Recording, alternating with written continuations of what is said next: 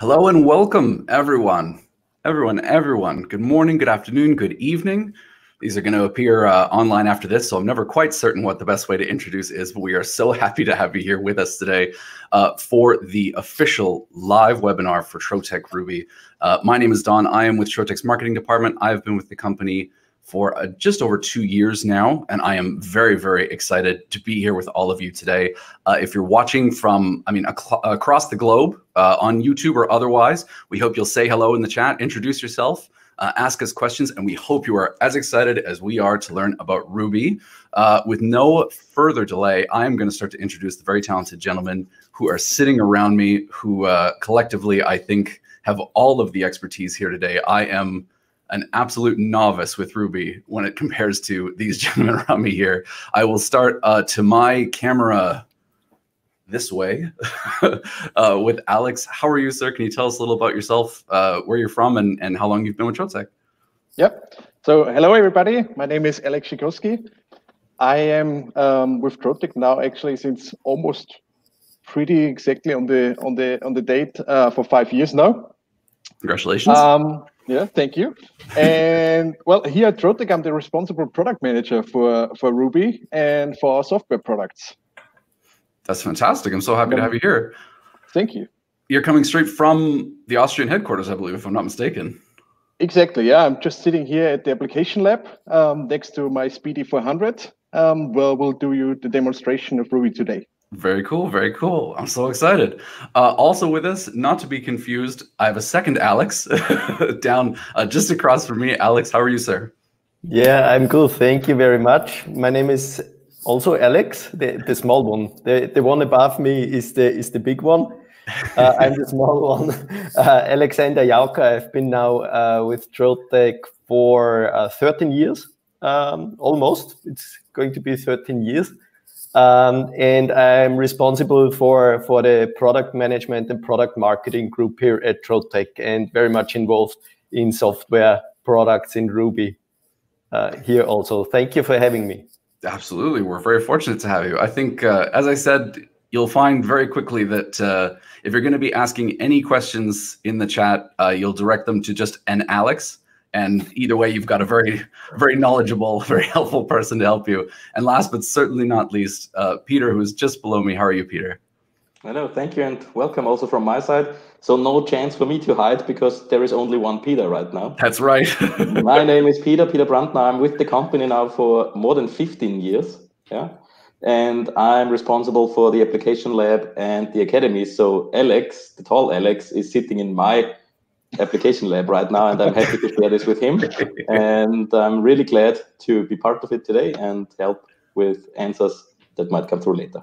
Absolutely, absolutely. Just so everyone knows, again, we're so excited to have you here. Please say hello in the chat. Drop us your questions as you go. We're going to be collecting questions throughout the webinar. We have a whole dedicated section at the end for Q&A, but we are going to get right into things. We have a little bit of a quick demo planned for you with Alex. I'll keep you in suspense as to which one. And then we have an exciting actual demonstration of Ruby with a live laser for you coming up after that. And then, as I said, some questions that have been sort of gathered from all over the world from different Ruby users here in the beta, as well as, like I said, some from the chat. So I am very, very excited. Alex, I will hand it over to you. Will you tell us a little bit about Ruby? Okay. Thank you very much, Don, and also thank you for to the Trotec Laser Canada team for hosting this session and for the opportunity to introduce Ruby to the world. Today we're going to talk and explain a bit why Ruby is there, what Ruby is, and how Ruby actually works.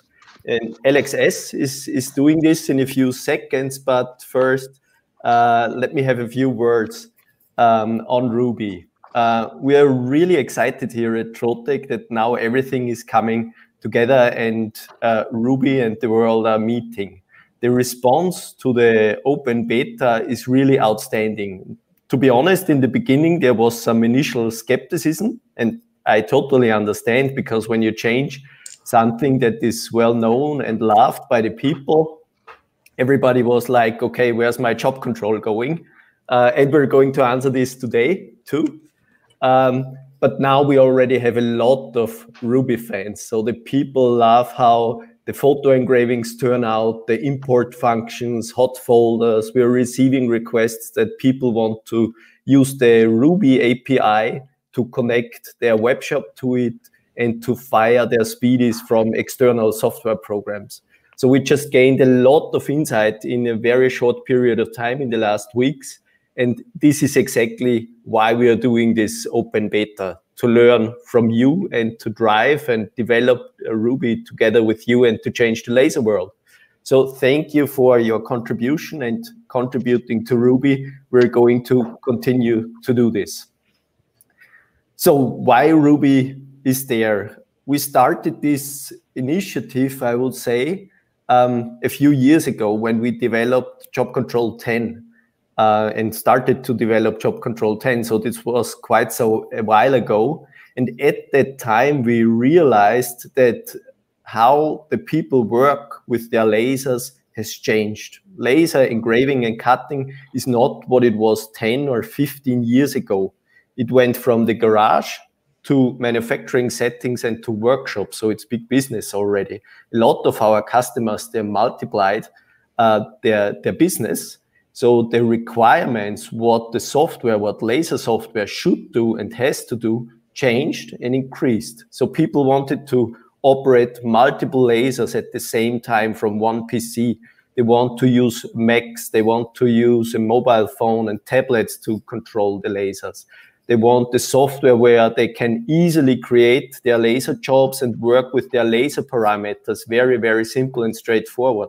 And the laser should not be a standalone unit. The laser should integrate in a total overall workflow and exchange information files with other systems like ERP, MSI, or webshop e-commerce systems. Multiple users, multiple roles, and pre-press integration, that's really a must. So the demands from the users, what we experienced in the last years, really increased. And that's what we like to do with Ruby. Ruby stands for all that. We want to connect lasers. We want to connect laser users. Ruby is open to any customer workflow, providing a high degree of automation. And we want to provide the laser users with all the tools they need for their daily work to really redefine laser software and to set new standards for you and together with you. And we're doing this now with the open beta. We're embarking on a digital journey, and we would like to lead you in a new era of laser engraving and cutting. So that's my small pitch for Ruby. And now I would like to hand over to the tall Alex, the big Alex, to give you a walkthrough and show you what Ruby is capable of and how it works. So it's your turn, Alex. Thank you, Alex. even we get confused sometimes.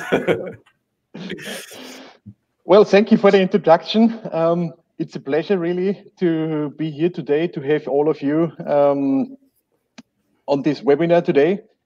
And well, I would like to show you and give you first demonstration of Ruby and give you a little introduction what we can do with Ruby already now with the open beta, and to give you also an idea where we're actually going to. So I think first of all, and probably the most important and one of the most significant changes is that Ruby is a web-based software. So this will give us many, many benefits in the future. Because as Ruby being a web-based software, it means we will be able to actually just directly use and access it from a web browser. So in this case, I just opened Google Chrome, and I can directly log into the software and start working with my laser right away. So this means that in future we will be able to really access all data, all information, all customer information from anywhere, anytime, just online via the internet. And moreover, also initially, we do not have to deal with any painful, time-consuming installation processes, which sometimes requires IT administrators or so. You can just directly go to your web browser, log in, and have everything available right away. So just type in my username, type in the password, log in, and have everything here already. And for today, I would actually like to show you a few use cases, a few workflows I have prepared up front for you. And the first one is, I would like to demonstrate how easy and quick it is to actually receive a file from our end customers and just start lasering right away. So with Ruby, we can just directly drag and drop, import the PDF file. It's here now already, and I will enlarge my screen a bit. I can directly open it in Ruby, have everything available in here, have the design in here, can have a look at it, can check it, see if if everything is correct in here done. In this case, it's all good. I can create a job out of it now. And just with copy paste, I can duplicate the design, prepare everything for the laser, check, for instance, also the material if it's set correct. So in our case now here, I have some Trolleys material entered in the laser. So this is all good, and can just directly push it to the laser. And it's now transferred and can start lasering right away. The laser you see is already progressing and lasering, firing next to me. I will stop this now for a demonstration and show you another use case. So you saw how really super easy and intuitive it is to just directly import a PDF file without actually going through any time-consuming printer driver or also any additional graphic program, for instance. You can just directly import it. But also, even if we need to make some adjustments, and I will again just directly import the PDF file in here, can open it in here, and have my design available here as well. Some of you might notice this is the design file we have seen also in the Ruby launch video. And I can make adjustments directly in here now. So in our case, the date is not correct. So it's still the 12th. So I can jump into here, make correction, set it to the 13th of November, and again, create a job out of it. I can duplicate it again with copy paste with the shortcut on the keyboard. And I can also do kind of small batch serialization now in here.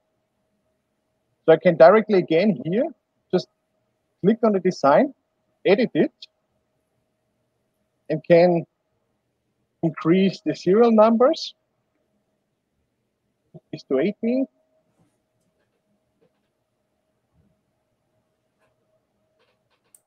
Swing to 19.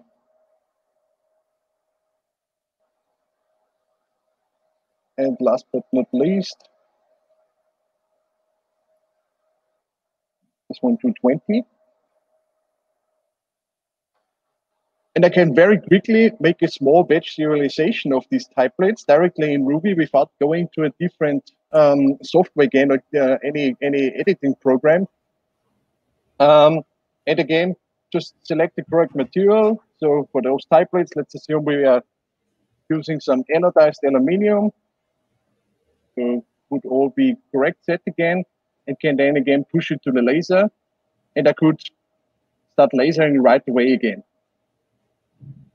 So you see also how much flexibility Ruby gives us in terms of graphic editing functionalities. But we also understand that from time to time, users just prefer to actually stay in their graphic editor.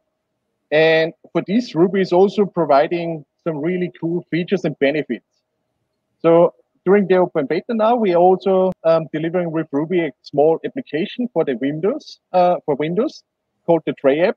which is running here down in the taskbar. And this tray app also contains an import folder. So I can open this directory, and whenever I save a file to this import folder, it's automatically uploaded to Ruby. So I also prepared a job and call draw for you, this rocking chair. And when I push this now, publish this as a PDF, and save it to this import folder, it will automatically be imported in a few seconds to Ruby. And it appears already, it is ready here. So this means you do not have to actually complete the designs, for instance, if you would like to stay with your preferred graphic editing, a graphic editor, you can just directly do all this. But still, as Ruby is directly importing those files, it provides us with a lot of functionalities also now, as we can actually also edit these designs now directly in here. So we can still, for instance, we can transform them, we can enlarge them, we can make them smaller, also rotate them, for instance. So this just as an example, as some examples for use cases, what we can do in Ruby. I would now also like to go into more detail of all the individual phases in Ruby, because you might have noticed that whenever I progressed in the workflow, we're also changing the pages up here. So we're having basically 4 main steps in Ruby that guide us through the entire workflow. And first of all is the management phase. The second one is the design phase, the third one, the prepare phase, and the fourth is the produce phase. And I will say a few words now to all of the individual phases. So basically the management phase really is there to administrate all our different designs and jobs. But also it gives us the possibility to actually manage them in a more detailed way. So Ruby is now also coming with a system with the including tags. So in the tags we can use to actually attach our jobs with some more information that can be used for enhanced administration, but also for instance for searching and quick identification.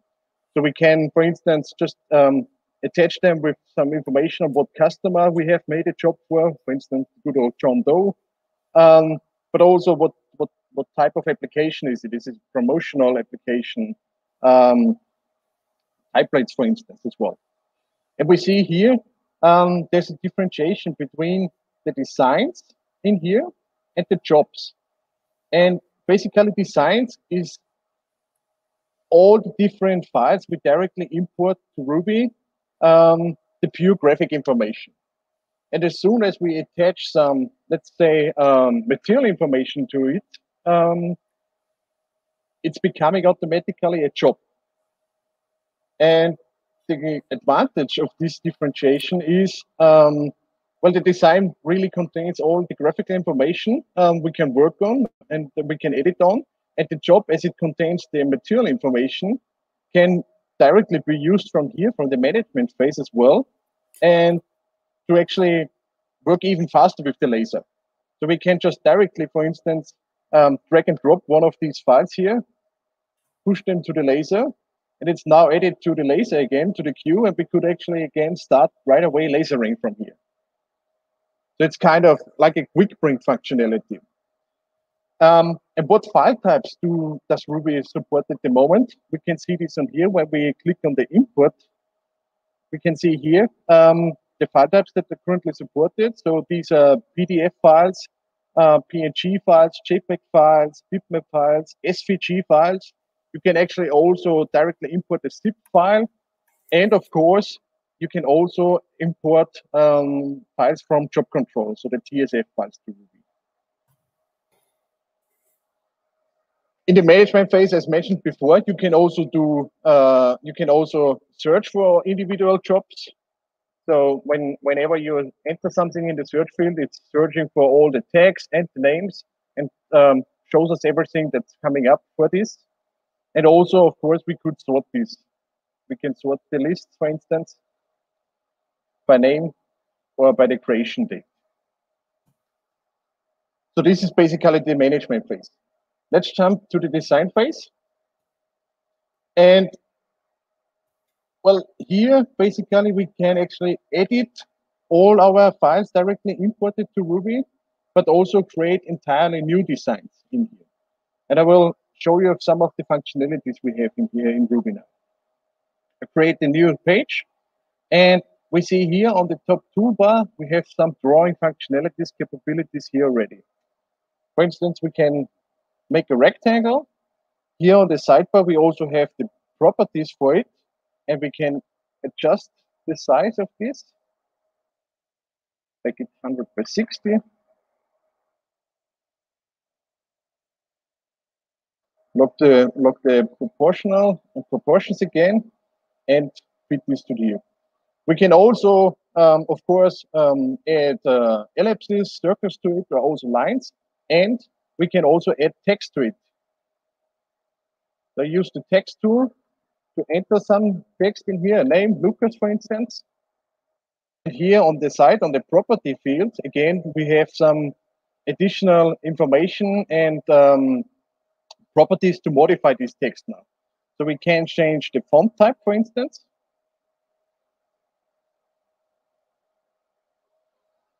To something like this. We could also make it a bit better, make it a bit bold.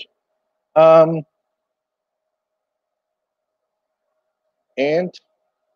we can also add an image to here directly. So add this image of a tractor to it. And it's imported. It's a bit too large now. I'll make it a bit smaller. Increase it a bit. Undo. And rearrange this here. When moving objects in Ruby, we also see the snap lines like here appearing. This really helps us to properly align objects to each other and to the page. So I can easily place this on here now. As mentioned before, we'll also make some circles to here.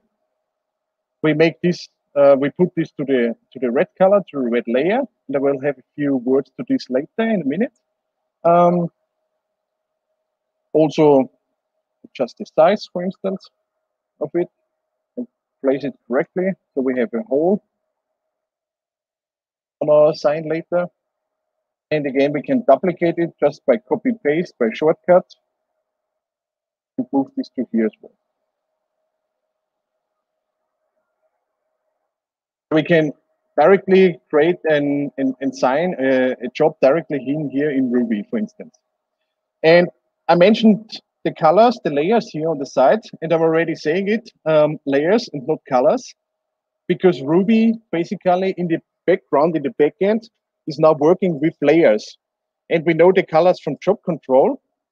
And why did we change this? Because, well, the colors are still recognized, but they are treated as different layers. And this gives us the possibility now to actually also process and work with CMYK colors, for instance. So Ruby does not require the good old RGB color code defined in job control. You basically can actually use any color now and import it to Ruby, and Ruby will recognize it. And the same is also valid for vector lines, for the line widths, for instance. So it does not need to be in hairline anymore. Ruby will still recognize this, will still recognize an object as a vector. And for this, I have also prepared a file as an example. CMYK file. And I just adjusted this file before, and you see now here that Ruby already provides us with some information that the layer basically is here, but it could not be matched to one of the predefined colors. So layer not recognized. But I can just select it here, assign it to the red color, to the red layer, and everything matches here again. Also the red one here, I changed this to CMYK. It's recognized, and I can select it now and assign it to this layer, to the red layer, and all is good and can be processed now by the laser as well. Also, we see here now that this was actually not set as an hairline. The height here, we see this here, the line width is 2.83, and we can make this now directly in here in Ruby and set it to 0 and make all the adjustments we need. But even though it would not be put to 0 in here, the laser can still process it and it will still be recognized as a vector in the prepare phase. Put this back now and show you this in the prepare phase now. Create a job out of it. And you see the line is not, the line is shown as a hairline again. So Ruby recognizes that this is a vector, and you can directly in here via the material properties assign and say this should be treated as a vector, it should be cut, or if it should be actually engraved. Let's go back to the design page. Some more things on here to see and to show. First of all, on the left side, we're also having the design list, which basically contains all the different designs we have stored in Ruby. We can either delete them from here, but also open them from here and start working on them. We can also save them as a new design. So if we want to keep the original one, so we just click on here, save as new design, and it's saved now as a new design. And we can change the name in here. Test, for instance. And as mentioned before, we can also assign them with a tag now.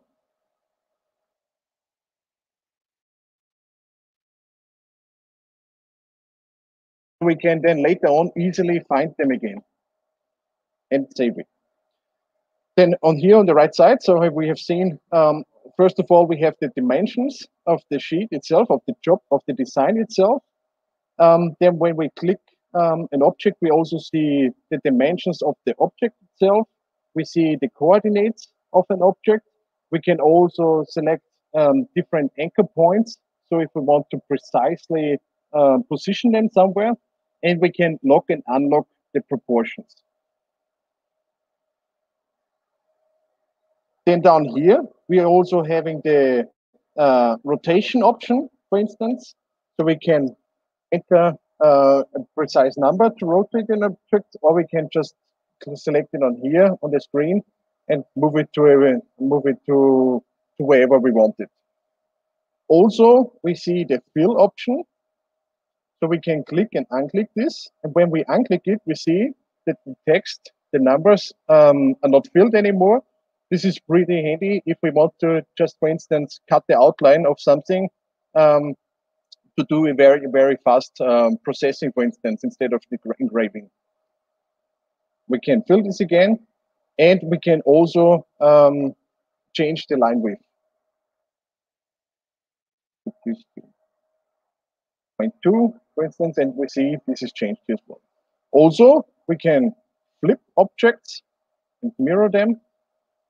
And when I will save this now and go back to the file we made before, when we select an image, for instance, as well, we can also invert them. So we have this possibility and option directly in here in Ruby as well. And then, last but not least, we're having the layer card here on this side. And first of all, we see the individual objects as they are grouped by the layers we have in our system, but we can also adjust this and change the view and show the object order. And now we see really the order of all the objects that are stored, that are contained in the design. And we can change this if we, for instance, want something to lay over another object.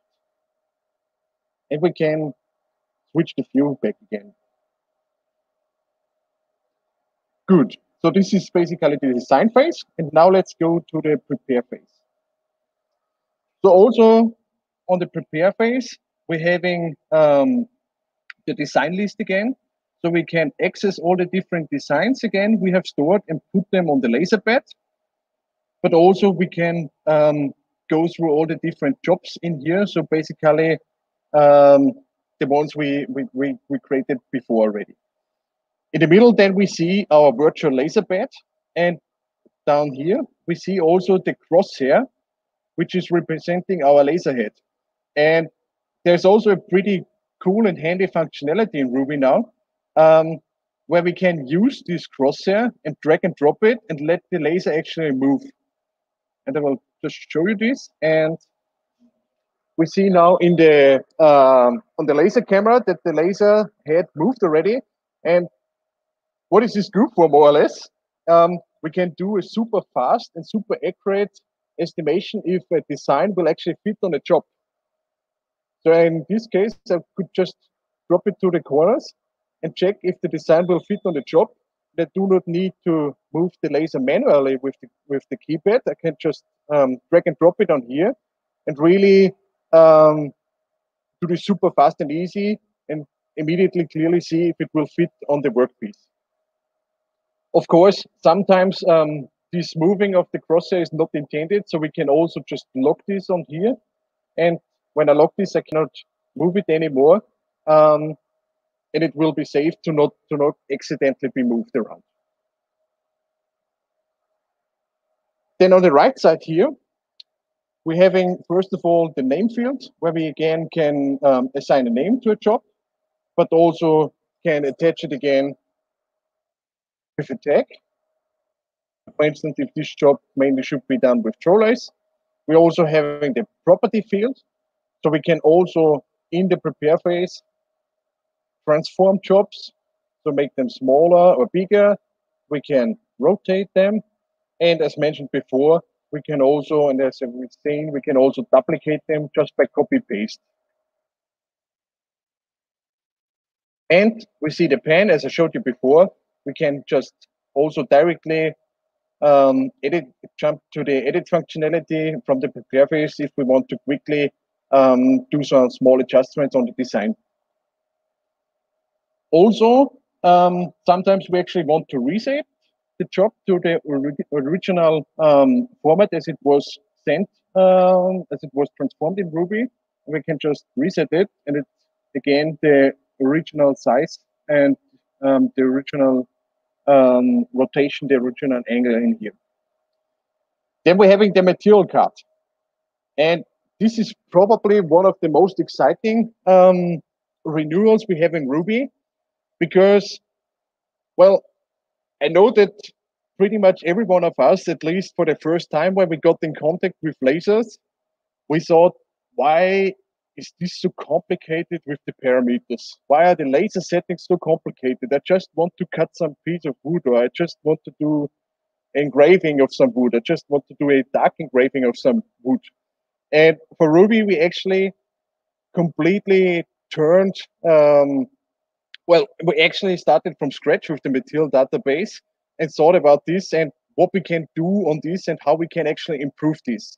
And we introduced something called the material effects to really work on this topic and to change this. So we really want to provide laser users with this option, with this capability, with this function to just select what effect they want to create on a material. So for instance, on some piece of wood, just have a dark engraving or have a deep engraving, for instance. And well, we will extend this methodology of the material effects in future a lot. So we have the first more or less tranche of the material effects now, the first introduction, as it's automatically importing the settings from job control during the installation. But this will be extended a lot in the future, and we really want to simplify the handling of laser parameters in the future a lot. So what do we see here on the material card? First of all, we see the material we have selected, and we can click on here and just search for some kind of material. So for instance, aluminium or some wood. And it shows us all the different materials we have stored in Ruby in the material database for wood.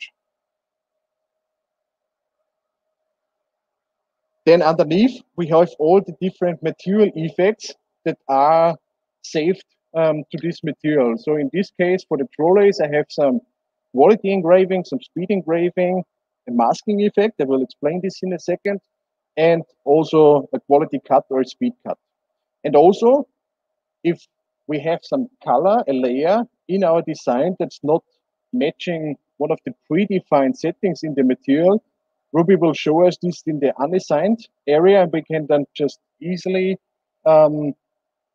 assign a layer to a material effect we want. And I think I will show this just quickly.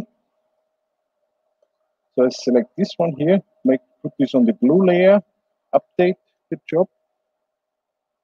And we see now here that it's not shown now here because it's selected as the masking effect now.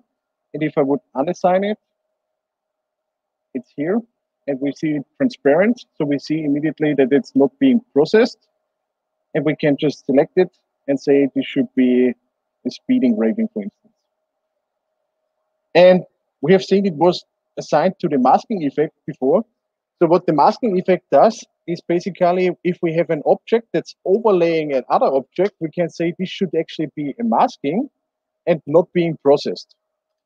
And just to quickly show you this, I will just very quickly create a design in here, make a circle, fill this with black, draw another circle, put it, for instance, on the blue layer, also fill it, and then position it to here and create a job out of it. And we do see now, because it is assigned to the masking effect, the blue circle is actually covering the black one, and the inner one, so the blue one, is not being engraved, and we can actually create, for instance, a donut with this now. If we assign it to the engraving as well, we see that this area will be engraved as well. Or if we assign it, or if we unassign it, actually, we see that the entire black circle would be engraved. So this also gives us some functionalities and options in the future to create individual designs and how to build up designs. And then underneath, we're also having the processing rules.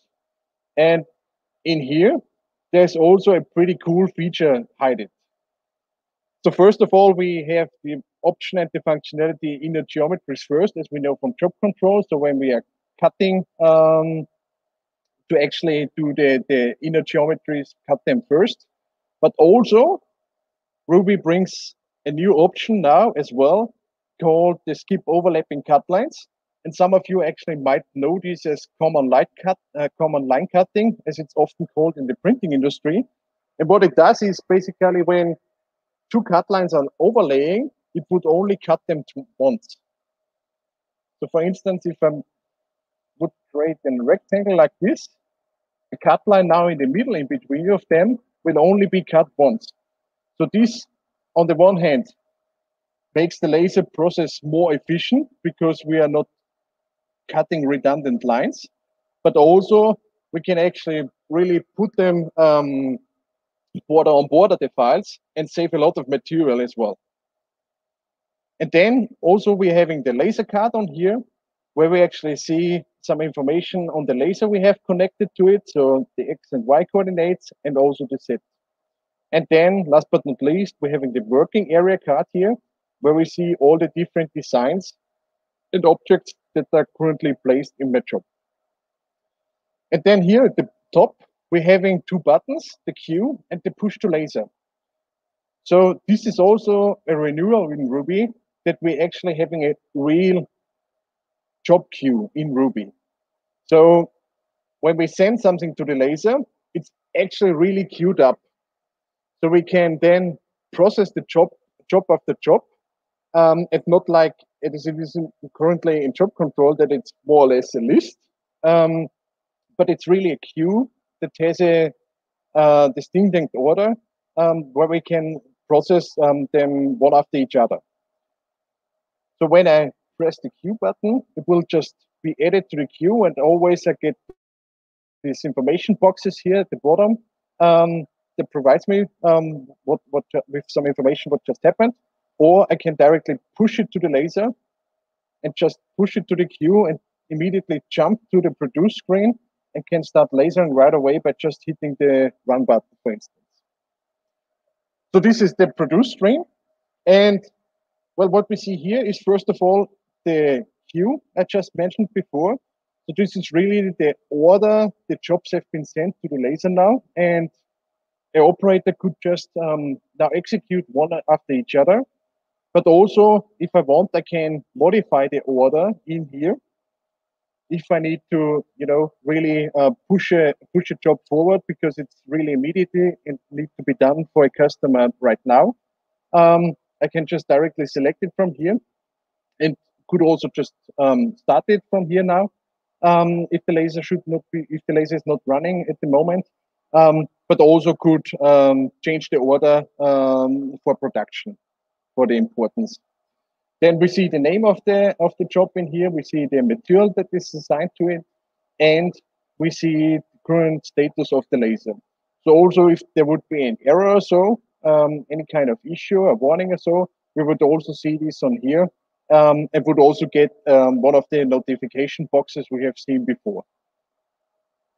Also, we have a preview and a large thumbnail of the job, and we have the elapsed time Ruby the job is running at the moment. So these are basically the 4 main workflow steps we're having in Ruby.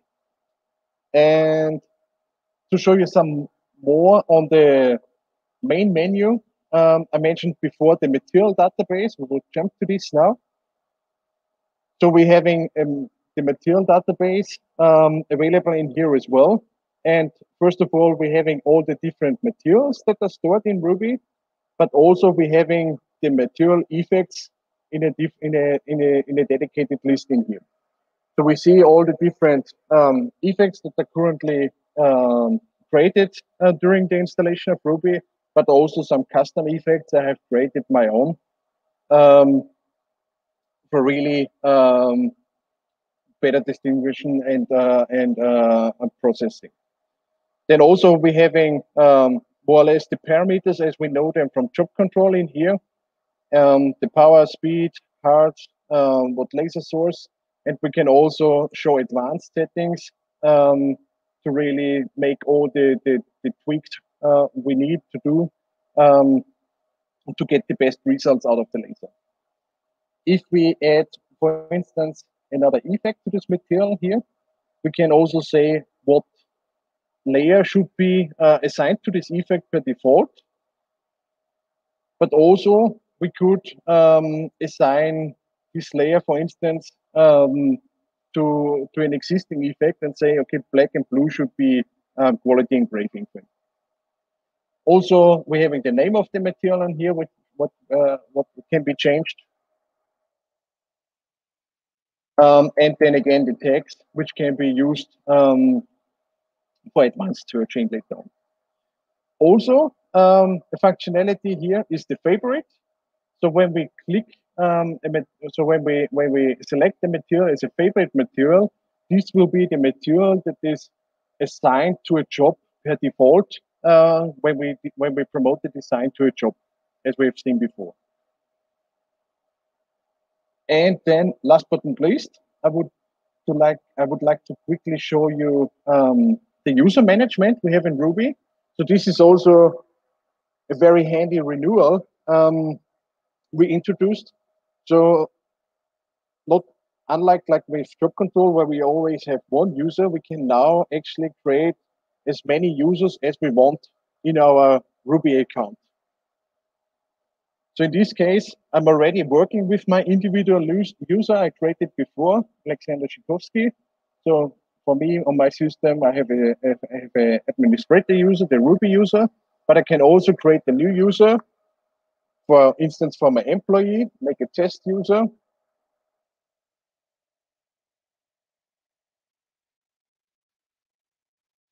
And create this, and also get the password for this user, which I can copy to my clipboard and can send them, and can also say what permissions, what rights they should have. So for instance, I can assign them administrator rights. Could also reset the password directly in here in Ruby, but also could remove them. And I could also activate and deactivate them directly from here. Also, what option we have in here is show files from all users. And this can only be changed by an administrator. So what does it do is, well, as we can have different users in Ruby, we can have individual, all of us can have individual jobs then and designs in Ruby. And if I click this, I can actually see the jobs and designs from other people as well. I cannot modify them, but I can copy them as a copy for myself and can start working on editing on them. Or if I uncheck this, I would not see any files from any other user. So for instance, if I do not want that, I do not want to see them. And then, not a Ruby function, but one function I would like to mention as well is really the feedback tool we have here in Ruby.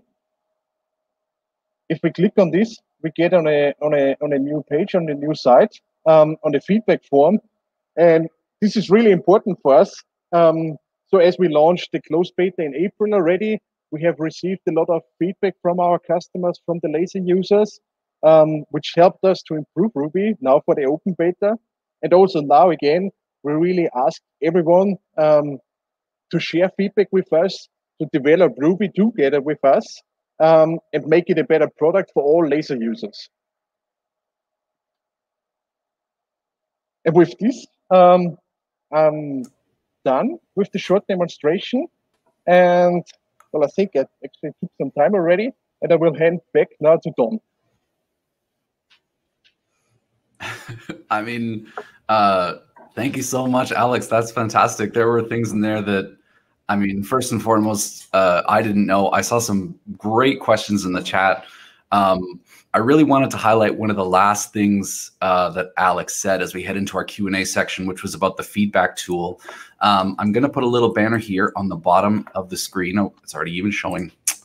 That will give you a link there regardless of where you're watching from in the world. If you just enter that URL into your web browser, you can download the beta copy of Ruby right now if you don't already have it. We're going to go into the Q&A here in just a few minutes. But again, as I said, I want to really highlight something that Alex was talking about at the end of the demonstration there, which was the feedback tool.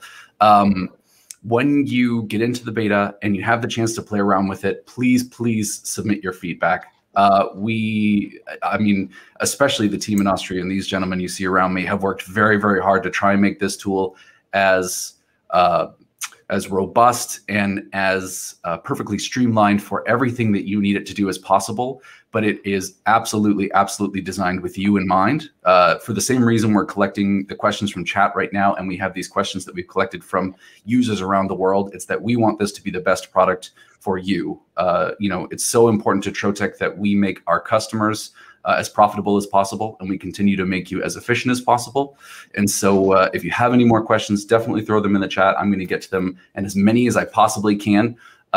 Keep in mind that all these gentlemen are in Austria, so you can rewatch this webinar online, but we have already asked them to stay late on their Friday, and they were all very willing and happy to do it. But I will say, you know, I don't want to let this run forever because I know we could just keep asking them questions on and on and on. So with no further ado, I will jump right in. But as I said, do not miss out. ruby.troteclaser.com. Download the demo, the beta version, I should say, and definitely give us your feedback.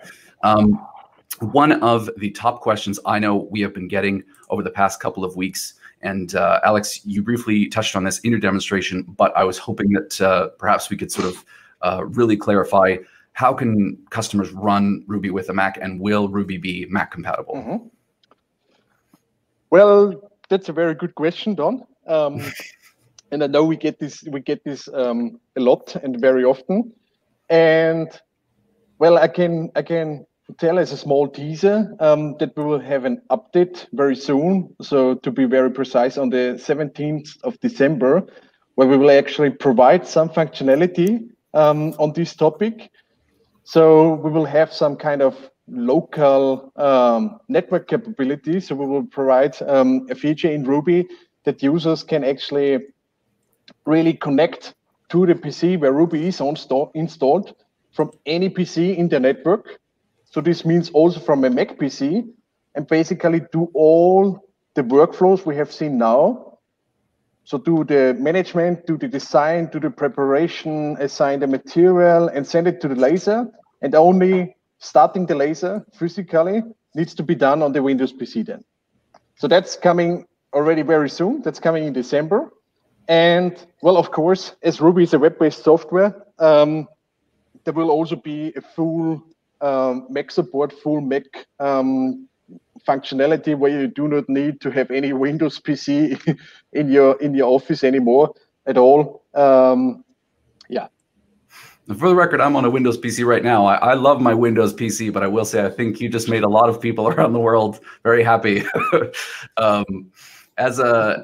Yes, exactly. Thank you, Thomas. The 17th of December, it's Christmas, early Christmas. I will say another one that we've got sort of repeatedly since even the first videos went live to our YouTube channel is specifically about file formats. I'll maybe ask Alex J if you could sort of touch on the file formats that we have currently and maybe in the future. Sure. So currently, as Alex S. already said, we started with PDF, SVG, PNG, JPEG, bitmap, and the Trotec file format. But that was a starting point, and we know that it's extremely important to work with CorelDRAW files, DXF, DWG, and AI. So that's on the roadmap. That was a starting point now for us, because PDF is very a uniform file format as SVG and PNG is. So starting with it, but CorelDRAW, DXF, and AI, DWG is on the roadmap. So that's coming, and to be fully compatible and have full control over the laser files from design files from Corel and Illustrator is very important to us and our users. So that's coming. It's fantastic. I know my understanding too for choosing some of those file formats as a principal focus was also because they bridge all of those different software programs, of course. So you can export a PDF from Photoshop, Illustrator, CorelDRAW. If your customer is going to send you an AI file, you can always request a PDF or a PNG and be able to import it right into your Ruby straight away. Absolutely. Speaking of CorelDRAW, actually, this was one that came up in the office yesterday when we were sort of discussing it. We were so curious to see Alex get to demo the design and the artistic aspects of Ruby. So I assume, we're not phasing out CorelDRAW. We're not expecting that users, I mean, it's a very robust tool in Ruby, certainly, but we still have the functionality then to use the design software that we prefer. Well, yeah, I mean, we do not aim to replace Corel or Illustrator, because every graphics pro will stick to their Illustrator, and there will always be Corel lovers around, and for a good reason. These are great programs, and I've been working now with Illustrator now for more than 20 years, and I deeply miss Macromedia freehand. So I can relate to all these discussions very much. But what we see a lot is that new laser users are asking us what the best tool is to create laser jobs and to prepare their files for their laser. And here we're aiming definitely to say Ruby is the weapon of choice here, and we will constantly add functionality to make it easy, straightforward, efficient to prepare and design laser jobs. That's what we're aiming for, not to a full-fledged graphics pro editor. That's not the aim. That makes sense. Absolutely. Well, and I know I saw in chat while Alex was doing the demonstration how many people appreciated the ability to fix files directly in Ruby. That, if you get something from a customer that has just this one little tweak that you'd like to make, be it to the line width, be it a small typo, right? That sort of thing. Being able to fix those directly in the software is so handy. Absolutely. So if we have users who are excited to download the demo, I have to ask which of our machines are currently supported, which we should expect for the future. As you said, Peter, there's nowhere to run if I ask for a Peter. Would you be able to tell me sort of, I'll throw it to you, which machines are we planning to support? Very good question. And finally, all Trotec lasers are going to be supported by Ruby. The open beta currently supports the Speedy series, so Flex, Fiber, CO2, some of them going back even into 2001. Yeah.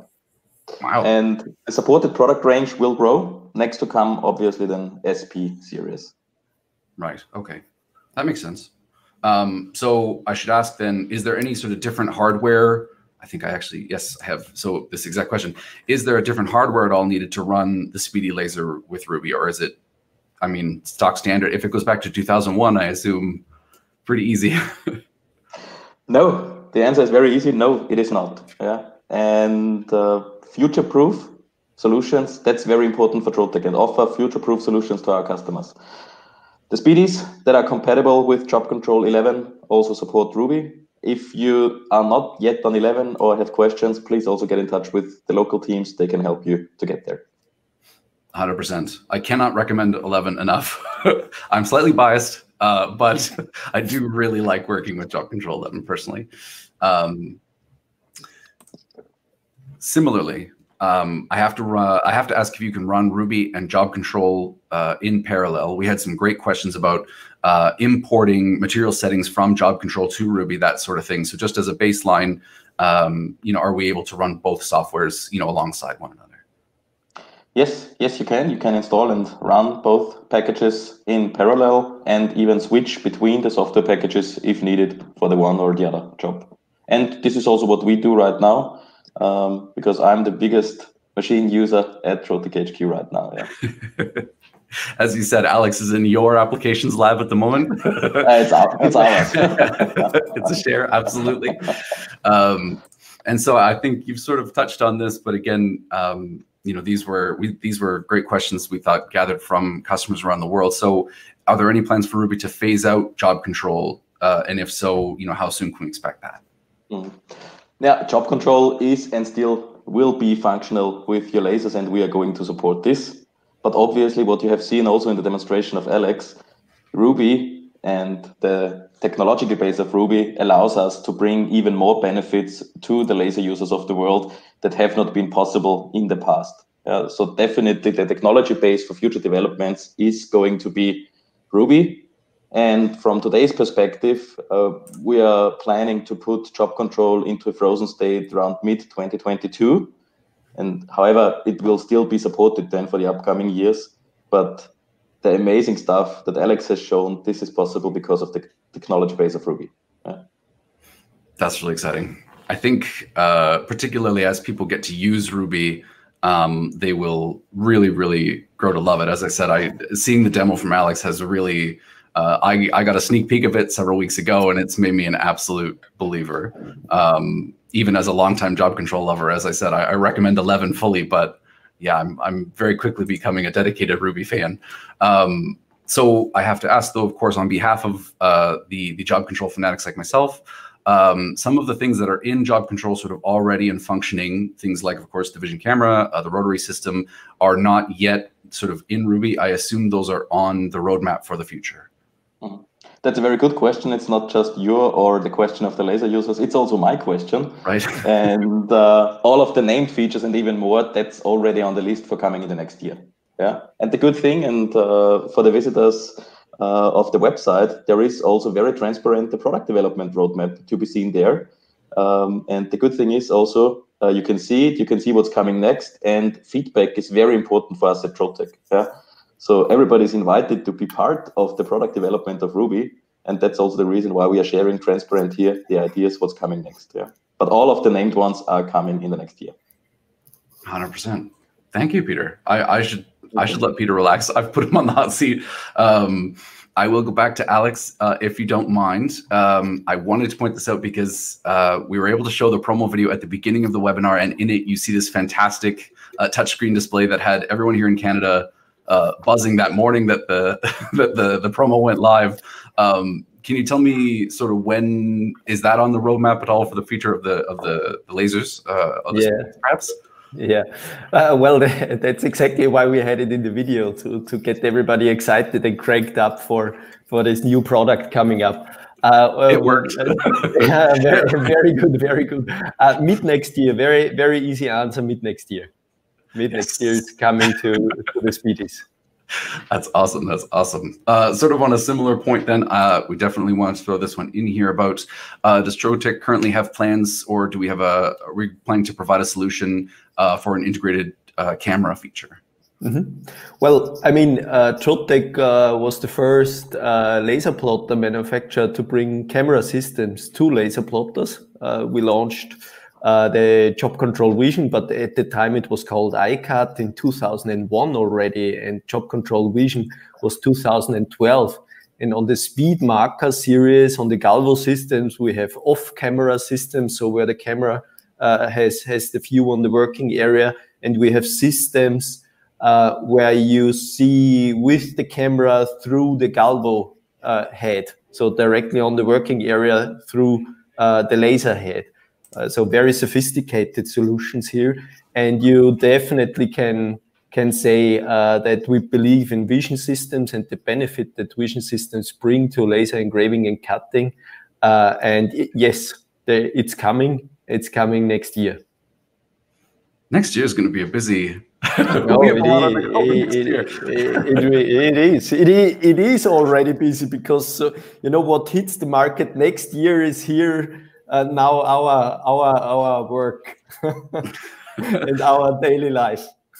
Well, I should say I have a question here, and I will go back to Alex in the applications lab. Thank you so much again for the demo. I want to give you some time to just rest and relax. I know it's tough to talk for that long straight, but thank you so much for the demo. It was fantastic. I have to ask, as someone who is deeply connected to the consumables here in Canada, I have to know if it's going to be possible to connect a web shop with Ruby on behalf of all the customers that I know I sell consumables to, who have their own, web shops and web businesses online. Well, that's a very good question. And as I mentioned in the beginning, initially, really, Ruby is a web-based software, and there are many things coming with this. And really see the future of laser users, of lasering, really as a connected one, and really also kind of Industry 4.0 and all these things are coming to the laser world as well.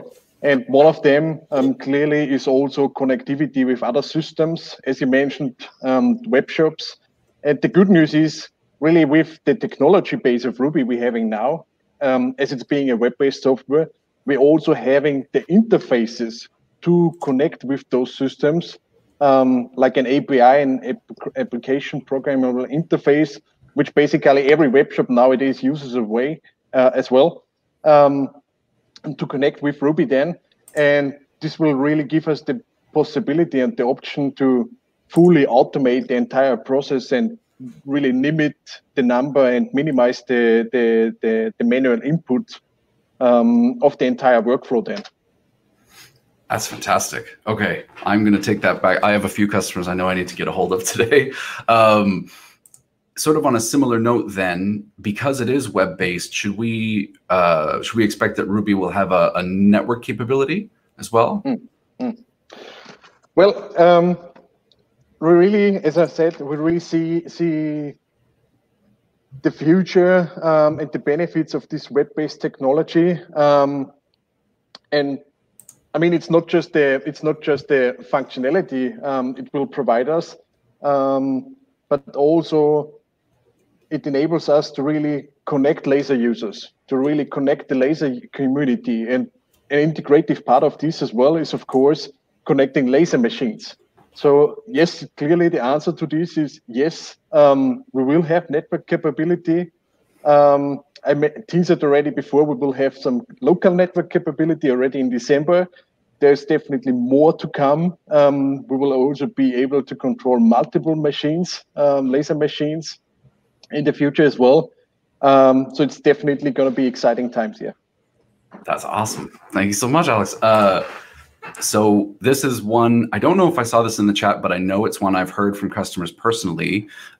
So does Ruby run sort of right in the internet itself, or will there, are there plans for an offline solution potentially down in the roadmap somewhere down the line?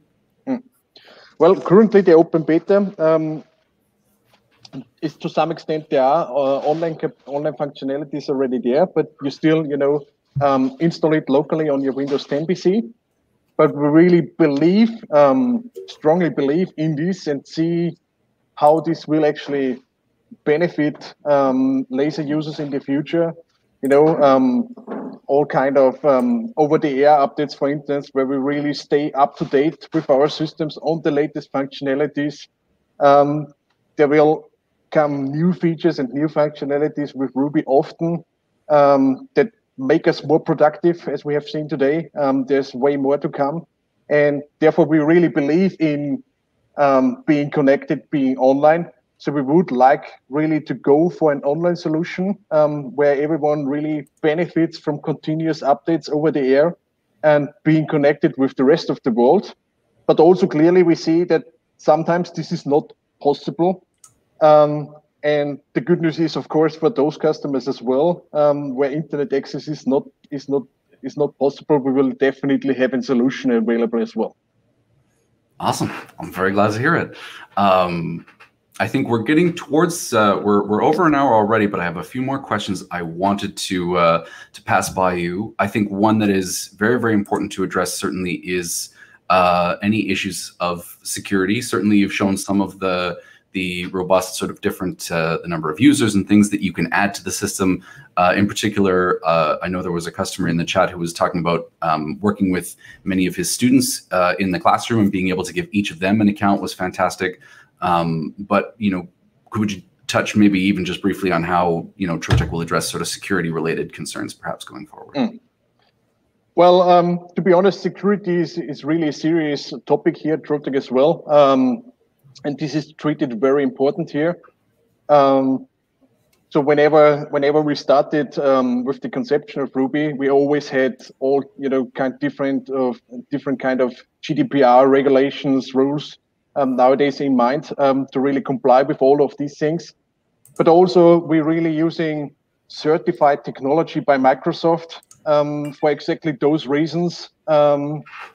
And also using latest encryption technology to really ensure that all the private data really stays private, and to take this concern away from our customers, and really make sure that this is addressed.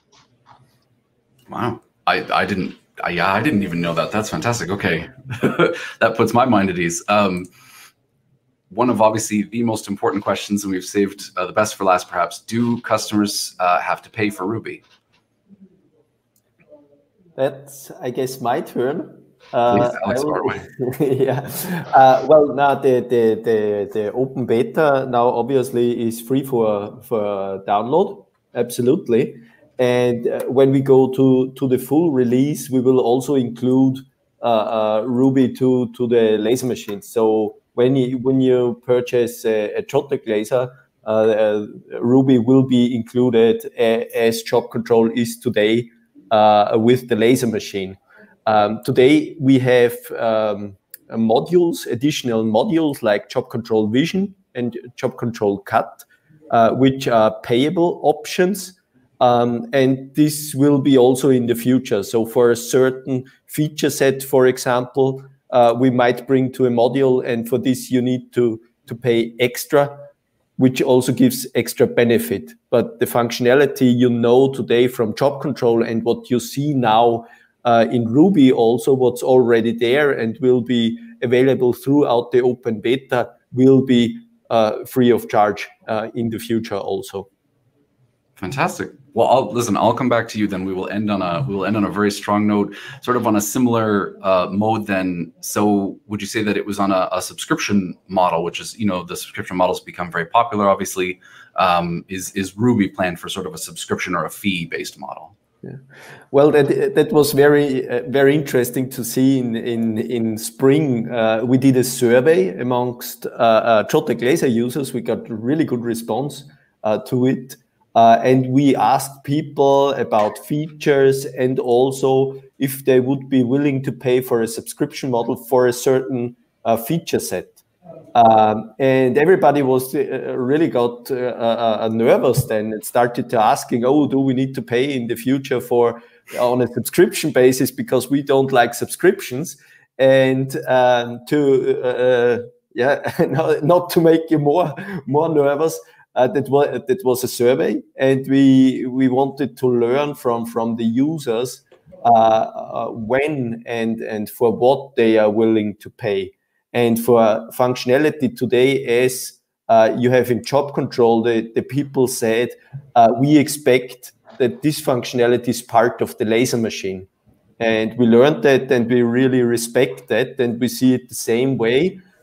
As I mentioned before, for a feature set which is a little bit more advanced, like CAD/CAM functionality or vision functionality, that might be a payable option as it is today, and their subscriptions are interesting models because you can buy or use certain functionality whenever you need it, and you can turn it off when you don't need it. So there's a good customer benefit there. It's not yet decided. We're investigating it.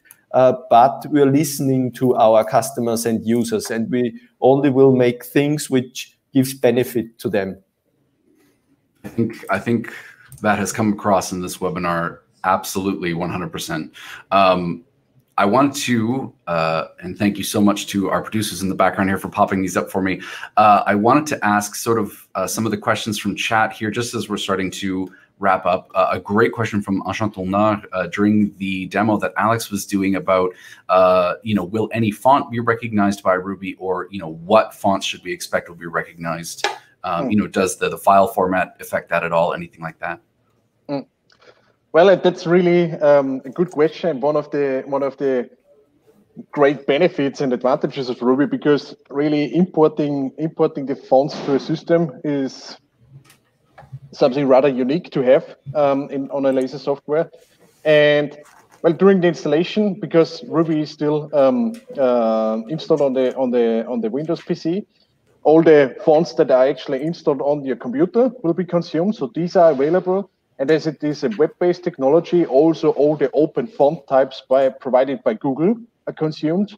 So whenever a font like this is being included in a file, it will be recognized and will be imported.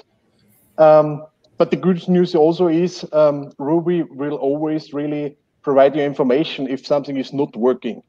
So it will give you some information if a font is contained but could not automatically be recognized or transferred. Okay. So the user will always see and know this and can take action on this then. So sort of a similar functionality to, as you were showing, if a color in a file was to be brought in and it wasn't recognized immediately, in that same sort of way that you can assign it to one of the colors right there in Ruby. Sort of a similar idea. Exactly. Okay, that's fantastic. One thing I did see in the chat, and I believe we were able to answer it in the chat, but I wanted to just confirm it here officially. Will Ruby have the ability to import material settings or specifications from job control? Are you able to sort of bring those into Ruby, in advance of working with a material that you're familiar with, say, for example? Well, as I mentioned already during the installation, Ruby will import all the configuration, including also the material settings from job control. That's also why currently job control is kind of prerequisites for the Ruby installation. Right. So because we are consuming all these configuration files also for the laser to really make sure the laser is really working perfectly fine. But also there's a manual functionality in the tray application where what I have shown also to open the import folder, where you can manually import also machine settings, and then also directly in Ruby can also import material settings manually. Fantastic. Wow. Okay. So I think, again, this is another one that I think you sort of covered off, but just Mike Clark works with us here in our Canadian office, and I know I would be remiss if I did not pull up his very good question. Will a file that's in CMYK be converted to RGB? And I believe you sort of showed it almost doesn't matter. Well, exactly. It almost doesn't matter. It will not automatically be converted because we do not want to, kind of automatically change something that might not be intended. So it will be imported, will be recognized, and the user is informed and will also visually see that it was originally CMYK. And then you can just easily, with one click, put it off one of the default layers to send it to the laser. Perfect.